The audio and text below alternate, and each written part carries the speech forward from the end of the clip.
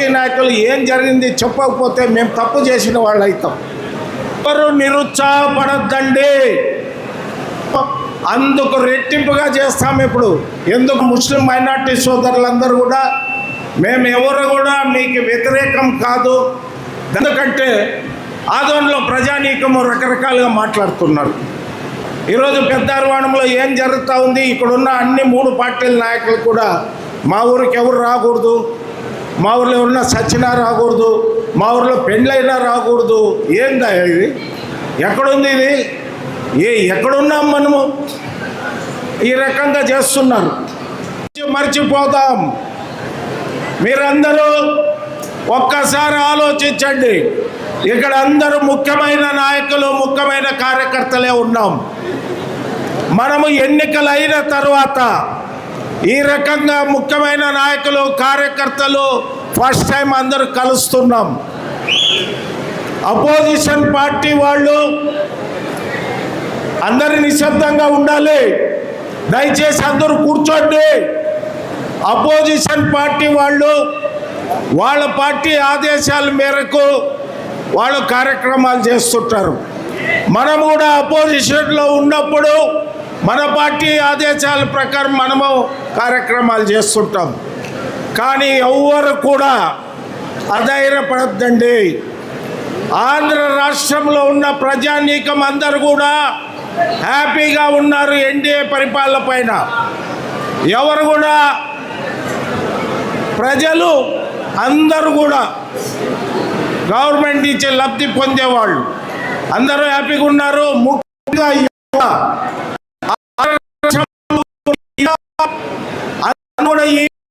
కొనసాగితేనే మాకు భవిష్యత్తు అనేది ఎక్కడ చూసినా యువతలో ఉంది. మనం ఎవరు అధైర్యపడవలసిన పని లేదు. దయచేసి మన నాయకులు, కార్యకర్తలు అందరూ కూడా రేపు జరిగే ఈ ఓటర్ వెరిఫికేషన్లో 3 పార్టీలకు సంబంధించిన బిఎల్ఏలు కూడా ఎమ్మెల్యే గారు చాలా క్లియర్గా ఎలక్షన్ ఎట్లనేది ఆయన చూపించడం జరిగింది. దానిపైన శ్రద్ధ వహించండి. ఇకపోతే దయచేసి అందరూ ఎవరో మాట్లాడద్దండి బ్రదర్, ఇది అందరికీ చాలా. ఇంకోటి పెద్దారవాణం మండలం కావాలని పెద్దారవాణంలో ఎమ్మెల్యే గారు దేవేంద్రప్ప, కిష్టమ్మ, మల్లప్ప వీళ్ళ పోయారు. ఆ రోజుల్లో ప్రభుత్వము రాష్ట్ర వ్యాప్తంగా ఏవి ఇతరాలు ఇవన్నీ ఉన్నింది. ఒక రిప్రజెంటేషను, ఒక కమిటీ వస్తుంది. ఆ కమిటీలోన కలిసి ఇవ్వండి అని చెప్పారు. కమిటీ రాలే. అప్పుడు నేను ఈ ఆదోని మండలాన్ని నియోజకవర్గాన్ని 3 మండలాలు చేయండి అని ప్రపోజల్ ఇచ్చా. ఒకటి ఆరేకల్, ఒకటి పెద్ద తుమ్మలం, ఒకటి ఆదోని అని. గతంలో నేను ఎమ్మెల్యే ఉన్నప్పుడు బొజ్జల గోపాలకృష్ణారెడ్డి గారు కాళాశ్రీ ఎమ్మెల్యే మంత్రి, నేను ఆయన సీఎం గారిని కలిసాం. అంటే తిరుపతిలో బాంబ్ బ్లాస్టింగు 10-12 రోజుల్లో జరుగుతుంది అన్నప్పుడు మేము చాలా పెద్ద ఆయన దగ్గర చాలా చనువుగా ఉండేవాళ్ళము. ఏం బొజ్జలో వచ్చినారని అడిగాడు సీఎం గారు, చంద్రబాబు నాయుడు గారు. సార్, నా నియోజకవర్గంలో కంబైన్డ్ రాష్ట్రంలో 294 నియోజకవర్గాల్లో తెలంగాణ, ఆంధ్ర కలిసి ఉన్నప్పుడు ఏర్పేడు మండలం అనేది చాలా పెద్ద మండలం సార్. అదే రకంగా ఆదోనిలో మీనాక్షిది ఆదోని మండలం పెద్ద మండలము. దీన్ని విభజించాలని 2 చేయాలని వచ్చామంటే చాలా ఈజీగా సార్ చెప్పాడు. సరే అదేం చేసేద్దామని ఇప్పుడు నేను ఎట్లా అంటున్నానో ఇట్లా అన్నాడు మా ఎదురుగా. దురదృష్టవశాత్తు బాంబ్ బ్లాస్టింగ్ జరిగింది. తర్వాత ఏం జరిగింది ఇక్కడున్న ప్రతి ఒక్కరికి తెలుసు. ఎన్నికలు వచ్చాయి, మన ప్రభుత్వం పోయింది. 10 ఏళ్ళు కాంగ్రెస్ ప్రభుత్వం వచ్చింది. తర్వాత మరలా మన ప్రభుత్వం వచ్చింది. రాష్ట్రం విభజన అయినాక రాష్ట్రానికి ఆ రోజు పరిస్థితి ఎంత అధ్వానంగా ఉండింది 2014-19లో. అది అట్లా ఆగిపోయింది. ఇప్పుడు తర్వాత కిష్టమ్మ గారు, నేను ఈ విభజన చేసేటప్పుడు నా పక్కలో సోదరుమైన కృష్ణం కూడా ఉంది. పార్టీ సీఎం ఆఫీస్ నుంచి ఫోన్లు వచ్చాయి, మాతో మాట్లాడారు. పెద్ద అరివాణము 2 మండలాలు చేశారు. మేము ఆ దీక్షా శిబిరానికి పోయినప్పుడు ఇవన్నీ ఎందుకు చెప్తున్నానంటే మీ అందరికీ తెలవాలి. ఇట్లా అవకాశాన్ని మేము రాజకీయ నాయకులు ఏం జరిగింది చెప్పకపోతే మేము తప్పు చేసిన వాళ్ళు అవుతాం. ఈరోజు పెద్ద అరివాణంలో ఏం జరుగుతూ ఉంది, ఇక్కడున్న అన్ని 3 పార్టీల నాయకులు కూడా మా ఊరికి ఎవరు రాకూడదు, మా ఊరిలో ఎవరన్నా సచ్చినా రాకూడదు, మా ఊరిలో పెళ్ళైనా రాకూడదు. ఏందా ఇది? ఎక్కడుంది ఇది? ఎక్కడున్నాం మనము? ఈ రకంగా చేస్తున్నారు. 22వ రోజు దీక్షా శిబిరం దగ్గర పోయాను నేను, మన నాయకులందరూ కలిసి వాళ్ళకి ఓపెన్గా చెప్పాను. నేను 3 మండలాలకి ప్రపోజల్ ఇచ్చాను, మీ పెద్ద మండలానికి ఇవ్వలేదు. అయినా మీ యొక్క ఆవేదన, మీ తాపత్రయం చూసి నేను కూడా మీకు మద్దతు ఇస్తా. మీరు చేయవలసిన పని రేపటి నుంచి మీరు కూర్చోవద్దండి. ఏ గ్రామాలైతే కలపాలనుకున్నారో వాళ్ళందరినీ కూర్చోపెట్టండి. ఈ విషయంలో ఎమ్మెల్యే పార్థసారథి గారు, మాజీ ఎమ్మెల్యే సాయి ప్రసాద్ రెడ్డి గారు, నేను కూడా మద్దతు ఇస్తామని చెప్పడం జరిగింది. కానీ ఆ గ్రామస్తులు వాళ్ళే కంటిన్యూగా కూర్చున్నారు. కాబట్టి ఇది పెద్ద అరివాణం మండలం కావాలని దీక్షా శిబిరం వేసి దానికి ఆదోని జిల్లా కూడా కావాలని అడిగారు. మేము ఎవరు వ్యతిరేకం కాదు దీనికి. కానీ ఒక మండలం చేయాలన్నప్పుడు 10 గ్రామాలు కలపాలి, చేశారు. అన్ని గ్రామాలు వ్యతిరేకత వచ్చింది. కానీ నేను ఆ పెద్ద అరివాణం గ్రామస్తులకి నేను విజ్ఞప్తి చేసేది ఏమంటే, మీరు దయచేసి అర్థం చేసుకోండి. ఎన్నికలు బహిష్కరిస్తాం, జరిగే నష్టం మీకే. ఎన్నికలు బహిష్కరిస్తే సర్పంచ్ లేకపోతే ఫండ్స్ రావు. పెద్ద మండలం దాదాపు ఒక పెన్షనే 70-80 లక్షలు వస్తుంది నెల వస్తే. ఎంత ఉంది దేవేంద్ర పెన్షన్? ఎంత మీది నెలకి? 70 ఎంత ఉంది. కాబట్టి ఎవరు మేమేం వ్యతిరేకం కాదు దానికి. కానీ గవర్నమెంట్ ఏదన్నా చేయాలంటే రూల్స్ ఉంటాయి, చట్టాలు ఉంటాయి, దాని ప్రకారం చేస్తారు. కాబట్టి ఇవన్నీ కూడా సమస్యలు ఉన్నాయి. ఈ సమస్యలన్నీ కూడా మేము ముగ్గురు, మా పాప కిష్టమ్మ, మేము నలుగురు కూడా ముఖ్యమంత్రి గారి దృష్టికి తీసుకొని పోయి ఇవి ఎట్లా చేయాలి, ఏ రకంగా ఫండ్స్ తీసుకురావాలి, ఇవన్నీ కూడా ఖచ్చితంగా మేము నలుగురు పోయి ముఖ్యమంత్రి చంద్రబాబు నాయుడు కలిస్తే ఈ 3 సంవత్సరాల కాలంలో ఇవన్నీ 100% చేస్తాం, చేయించగలమనే నమ్మకం ఉంది. ఇన్ని రోజులు ఈ 2 సంవత్సరాల కాలంలో కార్యకర్తలు కానీ నాయకులు కానీ ఎవరైనా మీరు బాధపడి ఉండే దాంట్లో మేమేం కాదనడం లేదు. కానీ ఇక మీదట రేపు జరిగే ఎన్నికలు వస్తాయి. 42 వార్డులు 52 వార్డులు అవుతున్నాయి. 2 పంచాయతీలు కూడా పెరిగినాయి. మనమందరూ బిఫోర్ ఎలక్షన్ అంటే పార్థసారథి గారిని ఎమ్మెల్యేగా చేయించేటప్పుడు, నాగరాజు గారిని ఎంపీ చేసేటప్పుడు ఇక్కడున్న ప్రతి నాయకులు, కార్యకర్తలు ఏ రకంగా మనం కష్టపడి పనిచేసామో రేపు రాబోయే స్థానిక సంస్థల ఎన్నికల్లో కూడా ఆ రకంగా కష్టపడి పనిచేసి ఆ రోజు విజయం సాధిస్తే ఈ విజయోత్సవం దానికి అర్థం ఉంటుంది. ఇన్ని మంచి కార్యక్రమాలు చేసి, సంక్షేమ కార్యక్రమాలు చేసి ప్రజలంతా మనతో ఉన్నప్పుడు మనము భయపడాల్సిన పని లేదు. అపోజిషన్ వాళ్ళ పని వాళ్ళు చేస్తారు, మనం కూడా అపోజిషన్లో మనం కూడా చేస్తాం. దాని గురించి పెద్దగా పట్టించుకోవాల్సిన పని లేదు. కాబట్టి ఇంకొక విషయం, ఇక్కడున్న పెద్దలందరికీ కూడా ఏదైనా ప్రతి చిన్న విషయాన్ని ఆదోన్లో మాటెత్తే సోషల్ మీడియా ప్రెస్ చాలా తగ్గించాలి. ఎందుకంటే ఆదోన్లో ప్రజానీకము రకరకాలుగా మాట్లాడుతున్నారు. మనము కలిసిమెలిసి జీవించే టౌన్ ఇది. హిందూ ముస్లింలు కలిసిమెలిసి జీవించాలా, సర్దుబాటు చేసుకోవాలా. ఏదన్నా ఉంటే చిన్నది ఉంటే ఎవరో పెద్దలు కూర్చొని సర్దుబాటు చేసుకోవాలా. చిన్నదానికి పెద్దదానికి సమస్యలు చేస్తే, మొన్న నా దగ్గర కొంతమంది ముస్లిం సోదరులు వచ్చారు. చిన్మయ మిషన్ గురించి ఎందుకయ్యా మీరు మాట్లాడినారు, మీరు తప్పు కదా ఇవన్నీ. ఆ రోజు తెలుగుదేశం గవర్నమెంట్ ఉన్నప్పుడు ఎన్నో మంచి కార్యక్రమాలు చేశాం.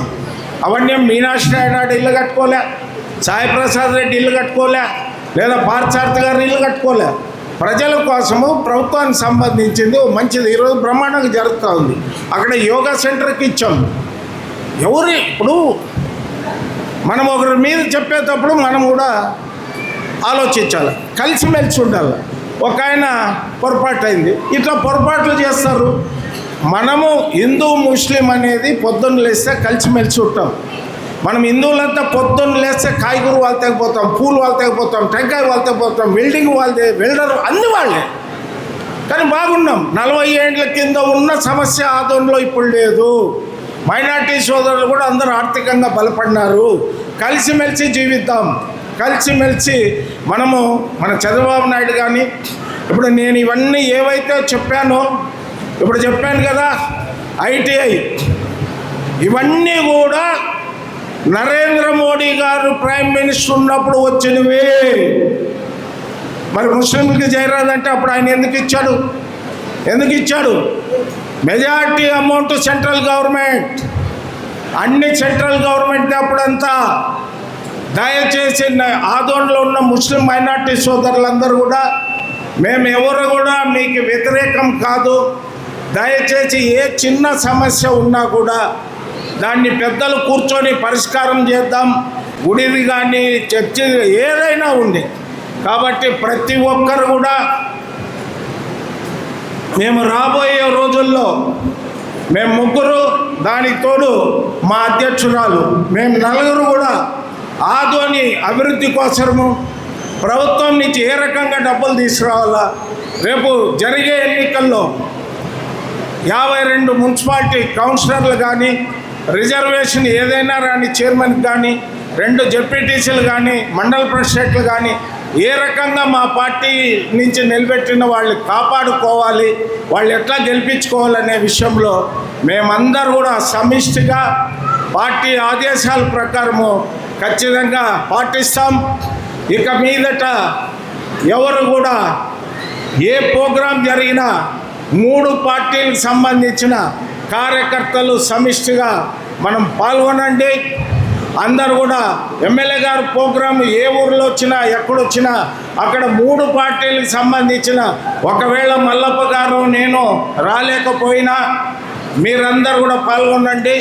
మనము 3 పార్టీలు ఒకటైన సంకేతాన్ని మనము ఆదోని టౌన్లో మనం తీసుకొని రావాలి.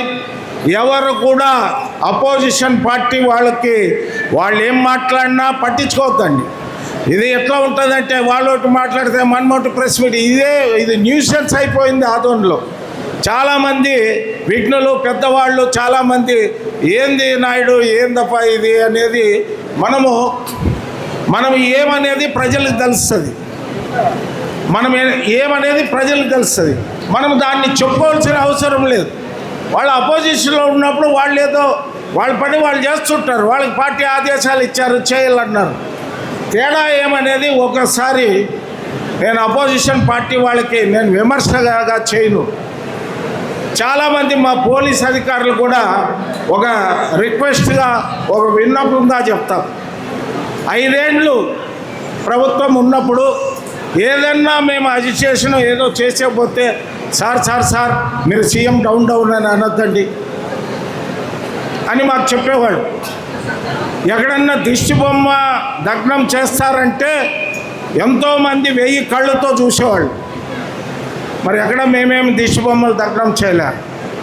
మరి అప్పుడున్న అధికారులు ఇప్పుడు వాళ్ళే ఉన్నారు కదా, వాళ్ళే కదా ఉండేది. మరి రాష్ట్ర వ్యాప్తంగా డౌన్లు అన్నారు, సీఎంది దిష్టి బొమ్మ తగిలిపెట్టారు. అయినా మన ప్రభుత్వం వదిలేస్తాం, ఎవరి పని వాళ్ళు చేసుకుంటారు. మనమేం దాని గురించి దిష్టి బొమ్మ ఏం చేయలేదు కదా, మనకి వాళ్ళకి అది తేడా.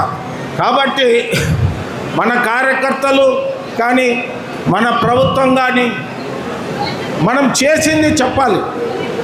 మీరు 1వ తారీఖు ఒకవేళ 1వ తారీఖు ఆదివారం వస్తే శనివారం పెన్షన్ ఇస్తాం. అందరూ నాయకులు పోయి ఇస్తారు. ఉద్యోగస్తులు హ్యాపీగా ఉన్నారు. మనం ప్రభుత్వం పైన ప్రజల్లో మంచి అభిప్రాయం ఉంది. దయచేసి మీరెవరు నిరుత్సాహపడద్దండి. మేమందరూ కూడా మీకు చేదోడు వాదోడుగా ఉండి ఏ పార్టీ తరఫున ఎవరిని క్యాండిడేట్గా చేస్తే వాళ్ళు గెలిపించుకునే దానికి మేమందరూ కూడా మీ ఎంట ఉంటాం. అన్ని రకాల సహాయ సహకారాలు కూడా అందిస్తాం. ఎవరు నిరుత్సాహపడద్దండి. ఈ రోజు నుంచి రేపు ఎక్కడైనా ఎమ్మెల్యే గారి ప్రోగ్రాం వార్డులో కానీ పల్లెల్లో కానీ ఆడున్నా 3 పార్టీలకు సంబంధించిన కార్యకర్తలు పాల్గొని దిగ్విజయంగా చేయండి. నిన్న బల్లెకల్లోనే చేశారు. నిన్న బల్లెకల్లోనే ఎమ్మెల్యే గారు ప్రోగ్రాం ఉంటే నాకు ఆఫీసర్లు పిలిచారు. నేను రాలేనని చెప్పి అక్కడున్న లీడర్లకు అంతా చెప్పి మైకులో అనౌన్స్మెంట్ చేపించారు. అందరూ ఊర్లో ఉన్న తెలుగుదేశం నాయకులు కార్యకర్తలు ప్రతి ఒక్కరూ పాల్గొనాలి, ఎమ్మెల్యే గారి ప్రోగ్రామ్స్ గ్రాండ్ సక్సెస్ చేయండి అని చెప్పాం. గ్రాండ్ సక్సెస్ అయ్యింది కూడా. దయచేసి ఎవరు నిరుత్సాహపడద్దండి. మనము ఎమ్మెల్యే ఎలక్షన్ జరిగినప్పుడు ఏ రకంగా తెలుగుదేశం కార్యకర్తలు, జనసేన కార్యకర్తలు, బీజేపీ కార్యకర్తలు ఏ రకంగా మనము చేశామో అందుకు రెట్టింపుగా చేస్తాము ఇప్పుడు. ఎందుకు రెట్టింపు అంటానంటే ఇప్పుడు మన గవర్నమెంట్ ఉంది. మన గవర్నమెంట్ ఉన్నప్పుడు మనం భయపడాల్సిన పని లేదు. కాబట్టి ప్రతి ఒక్కరు కూడా క్యాండిడేట్ ఎవరన్నా ఉండి, బీజేపీ క్యాండిడేట్ ఒకతా ఉంటాడు, జనసేన క్యాండిడేట్ అవుతా ఉంటాడు, తెలుగుదేశం ఉంటారు. మనము ఒక్కరు ఆలోచన చేయండి. అభివృద్ధి కార్యక్రమాల గురించి ఖచ్చితంగా summer storage tank, flyover, railway bridge, తర్వాత ఇది మెడికల్ కాలేజ్ కూడా, అది కూడా రేపు పోయినప్పుడు ముఖ్యం, దానికి కూడా టెండర్లు పిలిచారు. అన్నీ ఈ 3 సంవత్సరాల్లో ఈ కార్యక్రమాలన్నీ వైడనింగ్, ఆ డిగ్రీ కాలేజీకి, ఆ కన్స్ట్రక్షన్కి, ఇవన్నీ కూడా ఖచ్చితంగా చేస్తాం. మీ అందరూ కూడా సహకరించండి. దయచేసి ఎమ్మెల్యే గారు స్పీచ్ అయిపోయే వరకు భోజనాలు స్టార్ట్ చేయొద్దండి. బయట ఉన్న వాళ్ళు అందరూ కూడా ఇక్కడ లోపలికి రండి.